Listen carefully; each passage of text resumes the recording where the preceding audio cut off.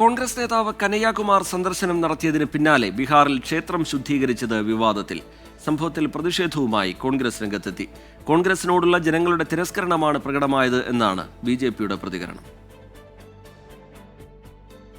കുടിയേറ്റം നിർത്തൂ, ജോലി നൽകൂ എന്ന മുദ്രാവാക്യമുയർത്തി ബീഹാറിലുടനീളം റാലി നടത്തുകയാണ് കനയ്യകുമാർ. അതിനിടെ കഴിഞ്ഞ ദിവസം സഹർസ ജില്ലയിലെ ബംഗാവിലെ ദുർഗാക്ഷേത്രത്തിന് സമീപമുള്ള മണ്ഡപത്തിൽ വെച്ച് അദ്ദേഹം ജനങ്ങളെ അഭിസംബോധന ചെയ്തു.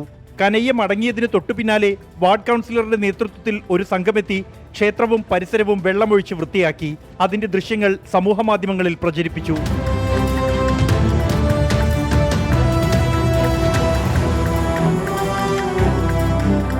സംഭവത്തിൽ കടുത്ത പ്രതിഷേധവുമായി കോൺഗ്രസ് രംഗത്തെത്തി. RSSും BJPയും പിന്തുണയ്ക്കുന്നവർ മാത്രമാണോ ഭക്തരെന്നും മറ്റെല്ലാവരും തൊട്ടുകൂടാത്തവരാണോ എന്ന ചോദ്യവുമായി കോൺഗ്രസ് വക്താവ് ഗ്യാൻ രഞ്ജൻ ഗുപ്ത രംഗത്ത് വന്നു. കോൺഗ്രസിനോടുള്ള ജനങ്ങളുടെ തിരസ്കരണമാണ് സംഭവത്തിലൂടെ പ്രകടമാകുന്നതെന്നാണ് BJPയുടെ മറുപടി. വിഷയത്തിൽ പ്രതികരിക്കാൻ കനയ്യകുമാർ തയ്യാറായിട്ടില്ല.